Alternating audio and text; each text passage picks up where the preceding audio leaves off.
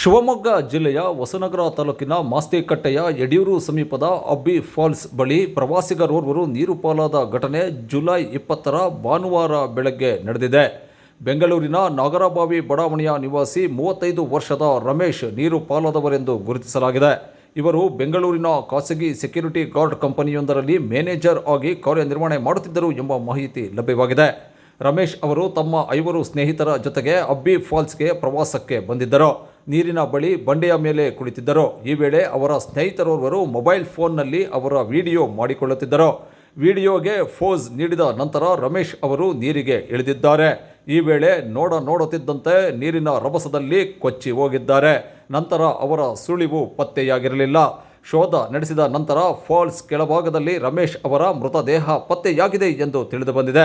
ರಮೇಶ್ ಅವರು ಬಂಡೆಯ ಮೇಲೆ ಕುಳಿತು ವಿಡಿಯೋಗೆ ಫೋಸ್ ನೀಡಿದ್ದು ಹಾಗೂ ನಂತರ ಅವರು ನೀರಿನಲ್ಲಿ ಕೊಚ್ಚಿ ಹೋಗುತ್ತಿರುವ ದೃಶ್ಯವು ಮೊಬೈಲ್ ಫೋನ್ ಕ್ಯಾಮೆರಾದಲ್ಲಿ ಸೆರೆಯಾಗಿದ್ದು, ಸದರಿ ವಿಡಿಯೋ ತುಣುಕು ಸೋಷಿಯಲ್ ಮೀಡಿಯಾದಲ್ಲಿ ವೈರಲ್ ಆಗಿದೆ.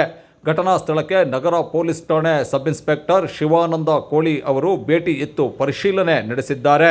ಮೃತದೇಹವನ್ನು ಮರಣೋತ್ತರ ಪರೀಕ್ಷೆಗಾಗಿ ಸರ್ಕಾರಿ ಆಸ್ಪತ್ರೆಗೆ ರವಾನಿಸಿದ್ದಾರೆ.